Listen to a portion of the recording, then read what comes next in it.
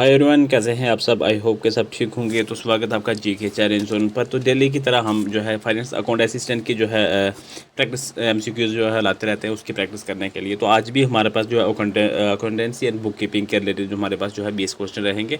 हम क्वेश्चन को बढ़ाएंगे, ऐसे कमेंट भी आए थे लेकिन बढ़ाएंगे, थोड़ा सा मसरूफ़ हूँ इसलिए। तो बाद कुछ दिनों के बाद जो है इनकी तादाद 20 से 30 कर देंगे। फिलहाल हम 20 क्वेश्चन जो है वो डेली प्रैक्टिस फिलहाल करते हैं। मैंने प्ले लिस्ट बना दी है, बाकी भी जो हमने प्रैक्टिस किए हैं। आप चाहें तो फाइनेंस अकाउंट असिस्टेंट जगह से भी फाइनेंस अकाउंट असिस्टेंट नाम से जो है प्लेलिस्ट मैंने बना दी है, ताकि आपको बाकी मजीद भी वीडियो जो है अपलोड होती रहती हैं तो आपको जो है मुश्किल ना हो। तो आपका टाइम ज़ाया नहीं करेंगे, करते हैं स्टार्ट। पहला क्वेश्चन है और साथ में मैं टॉपिक भी लिख देता हूँ कौन सी टॉपिक से जो है क्वेश्चन लिया गया है, ताकि आपको जो है आसानी हो जाए। पहला क्वेश्चन में कह रहा है टॉपिक कौन सा है कि introduction to financial accounting and terms. ये हमारे पास जो है ये क्वेश्चन टॉपिक रहेगा। क्वेश्चन हमारा ये रहेगा, consider the following statement regarding accounting principle and conventions. जो रिगार्डिंग जो अकाउंटिंग प्रिंसिपल्स के रिलेटेड हमारे पास दो स्टेटमेंटें रहेंगी और हमने वो स्टेटमेंटें बतानी है जो सही है। वो कोशिश किया करो कि साथ में खुद से भी अटैम्प्ट करने की, ताकि आपको जो है एग्ज़ाम में जो है ये टाइम मैनेजमेंट की भी प्रैक्टिस यहाँ से हो जाए। कोशिश किया करें 45 मिनट के अंदर अंदर आप जो है स्टेटमेंट बेस्ड या कोई भी क्वेश्चन है उसे सॉल्व कर लो। तो ये क्या हो जाएगा, क्या कह रहा है कि पहली स्टेटमेंट में कह रहा है कि the matching principal it dictates that expenses incurred in an accounting period must be recognized in the same period as the related revenue regardless of cash flow। ये स्टेटमेंट हमारी जो है पहली ये ठीक रहेगी। सेकंड में कह रहा है कि the prudence convention states that a business should anticipate all futures profit but must strictly ignore potential future losses। तो ये सेकंड वाली स्टेटमेंट हमारी गलत हो जाएगी। देखो क्यों गलत होगी, जो गलत होगी उसकी थोड़ी सी एक्सप्लेनेशन साथ में ज़रूर दी जाएगी कि गलत क्यों है, ताकि आपको भी पता लग जाएगा कि गलत किस वजह से है। देखिए क्या होता है कि प्रूडेंस जो कंजर्वेशन रूल्स जो है बिल्कुल उल्टा कहता है। वो anticipates no profit but provide all possible losses, यानी कि भविष्य यानी कि आने वाले टाइम में जो प्रॉफिट को इग्नोर करो पर नुकसान के लिए पहले से तैयार रहो। ठीक है, तो ये जो है सेकंड वाली स्टेटमेंट हमारी गलत है। ओनली फर्स्ट स्टेटमेंट यहाँ पर हमारी ठीक हो जाएगी। ऑप्शन ए रहेगा क्वेश्चन नंबर फर्स्ट का हमारा राइट आंसर। तो अगला क्वेश्चन है हमारे पास यहाँ पर अकाउंटिंग इक्वेशन है जर्नल के रिलेटेड हमारे पास ये क्वेश्चन रहेगा। क्वेश्चन में क्या कह रहा है कि an analytical transaction occurs where a firm pay long term created 90,000 in full settlement of a डेप्ट of 95,000। What is the precise structural impact of this component entry in the model accounting equation।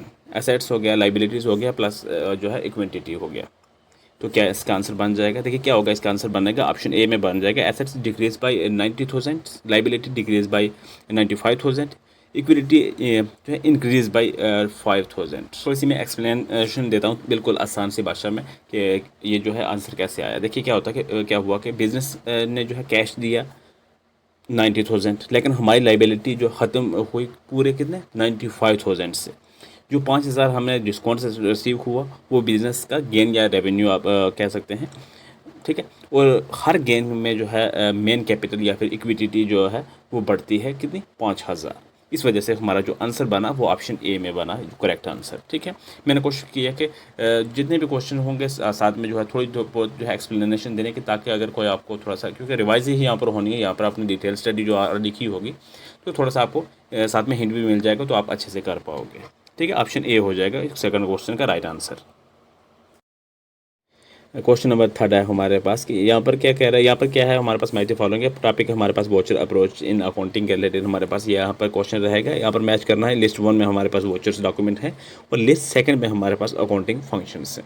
हमने क्या करना है, list 1 को list 2 के साथ correctly match करना है, फिर नीचे कोडिंग में जो है वो आंसर करना है कि क्या बनेगा। देखिए क्या होगा कि डेबिट नोट जो है ये हम कब करते हैं कि send to supplier when goods are return to them, तो ये सेकंड के साथ मैच हो जाएगा। क्रेडिट नोट ये send to customer when they return goods to us, तो ये थर्ड के साथ मैच करेगा। और जनरल वोचर जो है ये है prepaid for non cash adjustment transaction, ये जाके 1 के साथ मैच हो जाएगा। ठीक है, तो ये हमारा 231 ये कोडिंग बन जाएगी 231 ऑप्शन ए में जो है क्वेश्चन नंबर थर्ड का करेक्ट जो है सीक्वेंस में कोडिंग बन जाएगा। ऑप्शन ए हो जाएगा इसका राइट आंसर। अगला क्वेश्चन हमारे पास टॉपिक रहेगा बैंक रिकॉन्सिलिएशन स्टेटमेंट्स के ऊपर। क्वेश्चन में यहाँ पर असर्शन और रीज़न दिया है, हमने बताना है ये सही है या गलत दिए हैं। पहले में असर्शन में कह रहा है कि direct debit by the bank for locker rent reduce the balance as per the passbook but remains recorded in the cash book until the statement is received.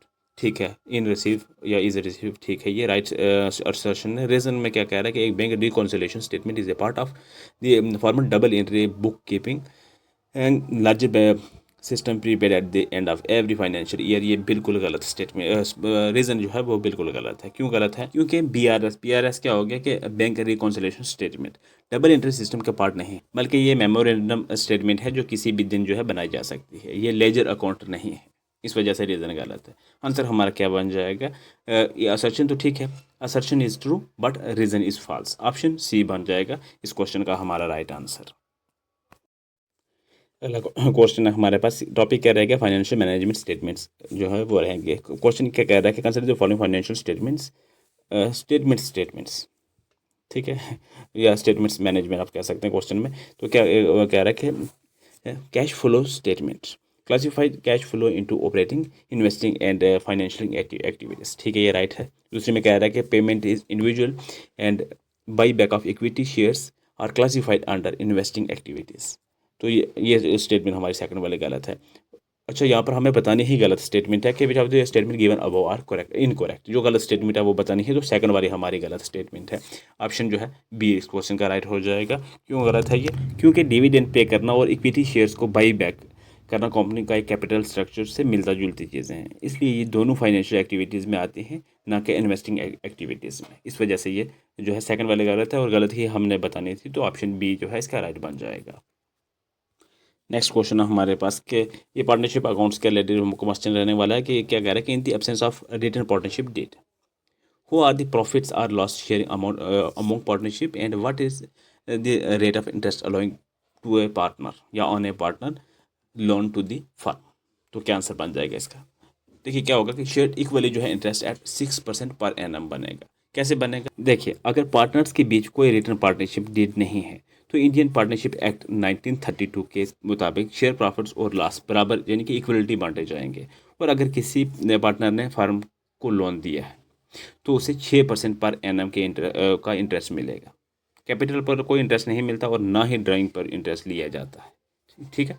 इसलिए हमारा जो है शेयर इक्वली जो होगा वो interest eight 6% per annum answer बन जाएगा। Option C हो जाएगा इसका राइट आंसर।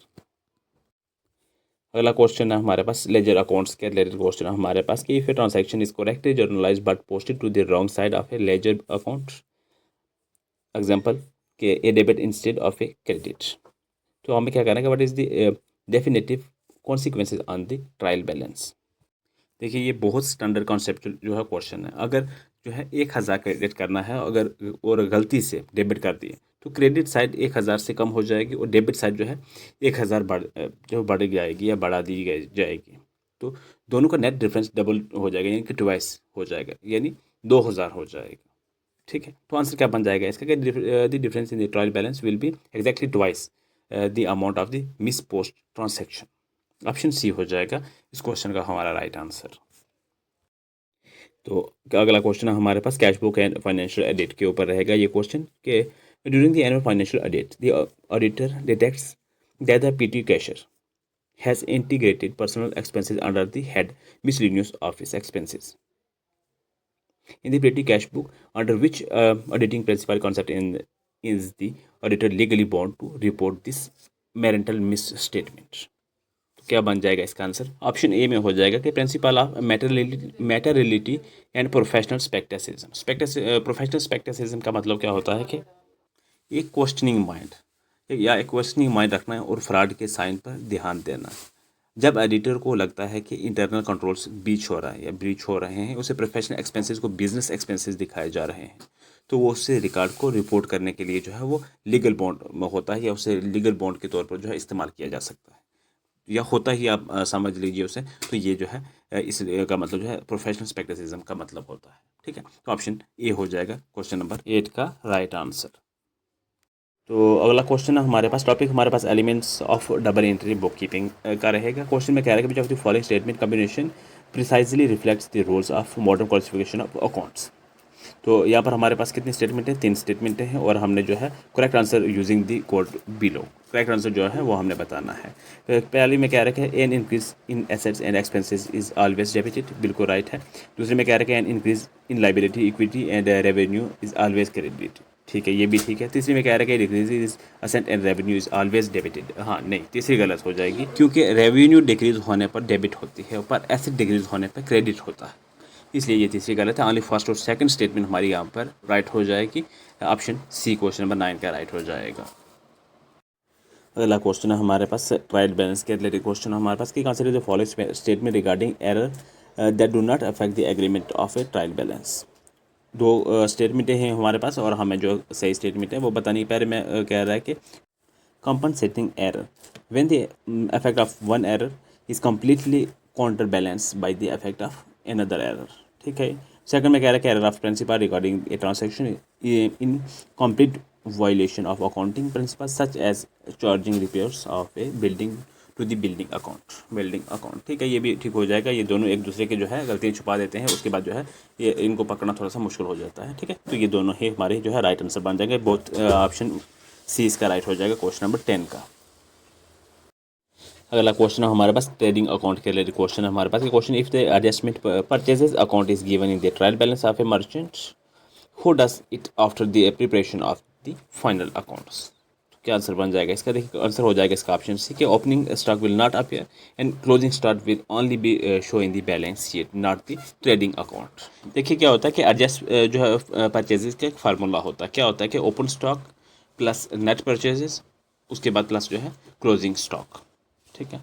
इन दोनों को एडजस्टमेंट परचेज अकाउंट के अंदर पहले ही जो है पहले ही हो चुका है, मतलब ये एडजस्ट जो है इसमें परचेज अकाउंट में जो पहले एडजस्ट हो चुका है, इसलिए ओपनिंग स्टॉक खत्म हो चुका है और क्लोजिंग स्टॉक ट्रायल बैलेंस के अंदर आ जाता है, जो कि सिर्फ जो है बैलेंस शीट में एसेट साइड पर दिखाया जाएगा या दिखाया जा सकता है या दिखाया जाएगा, ठीक है। तो इस वजह से हमारा जो आंसर बन जाएगा इसका ऑप्शन सी।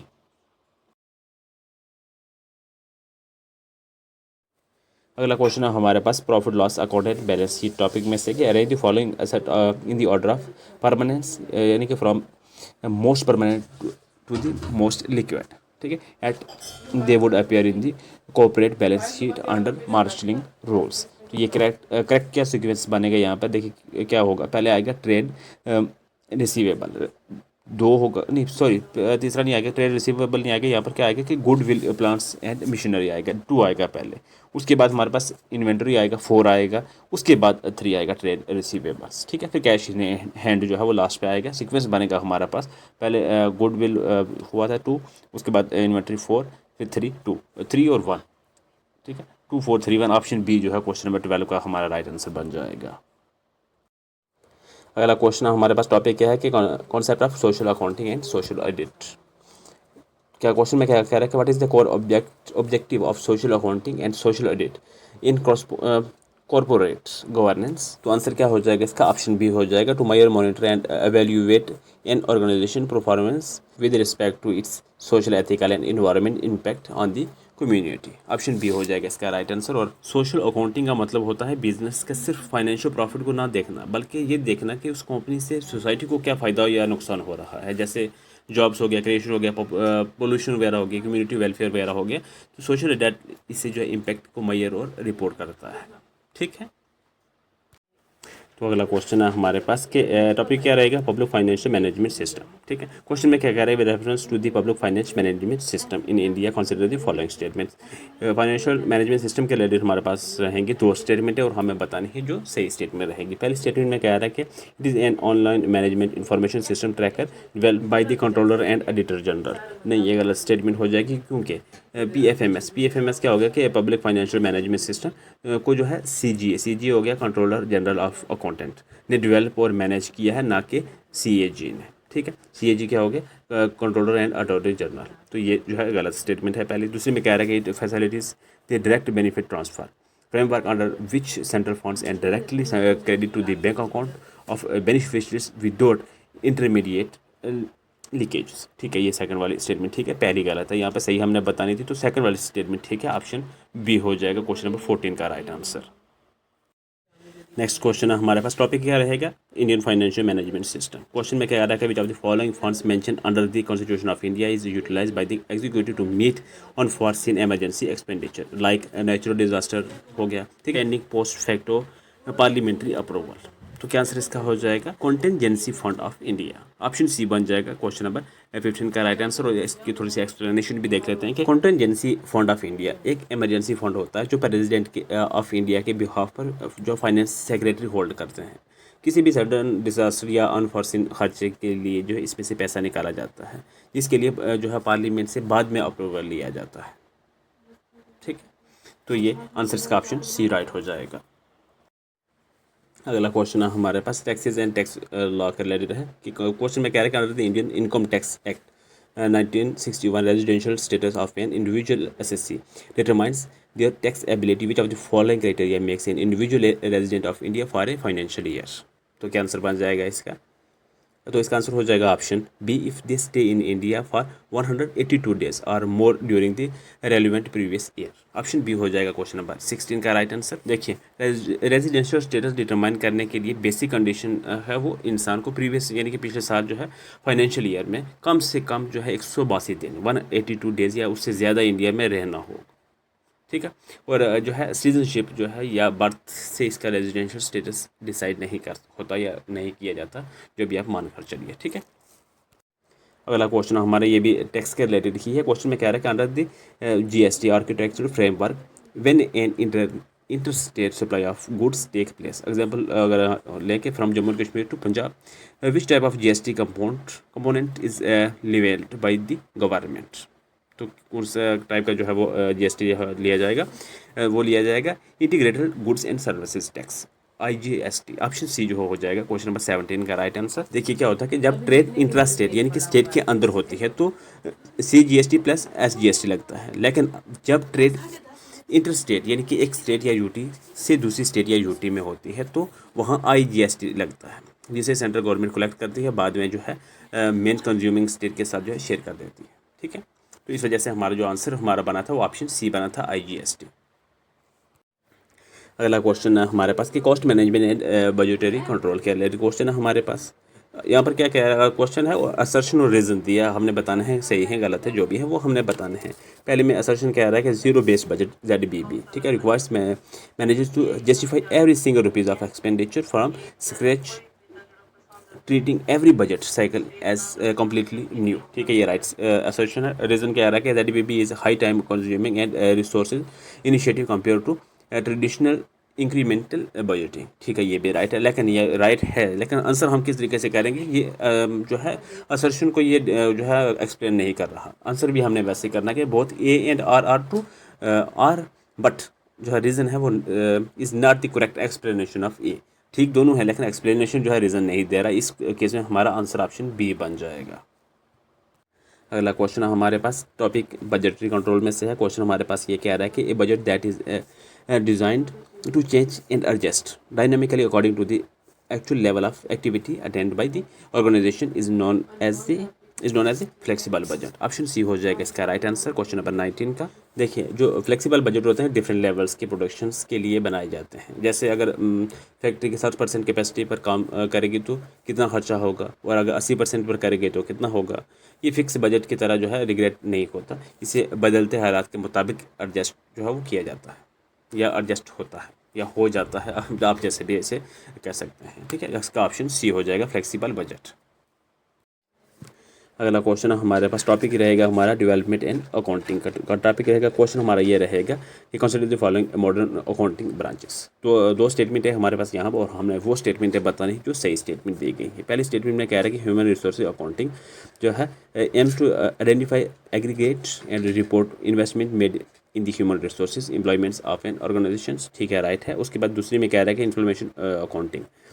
इन्फ्लेशन अकाउंटिंग, इसमें क्या है कि adjust financial statements according to price level change to show the current purchasing power rather than historical values, ठीक है, ये भी ठीक है। यहाँ पर दोनों ही स्टेटमेंट हमारे करेक्ट हो जाएंगे। तो इस केस में हमारा क्वेश्चन नंबर 20 का हमारा ऑप्शन सी जो है वो राइट हो जाएगा। तो इसी के साथ हमारे आज के क्वेश्चन यहाँ पर कंप्लीट हो जाते हैं। 20 क्वेश्चन किए हैं। फिलहाल थोड़ा सा टाइम का इशू चल रहा है, बाद में जो है इस जो कुछ दिन या ईद के बाद या जैसे भी किया, तो इसको जो है बढ़ा के 20 से 30 जो है डेली प्रैक्टिस किया करेंगे। इसी लेवल के या थोड़ा सा लेवल अप करेंगे, वो आपके ऊपर डिपेंड करेगा कि आपका फीडबैक कितना रहता है। ठीक है, बाकी जो डेली की तरह आपके लिए क्वेश्चन रहता है, ये वो है आपके लिए क्वेश्चन अप्रोच एंड अकाउंटिंग के voucher approach and in accounting के रिलेटेड आपके पास टॉपिक में से क्वेश्चन है।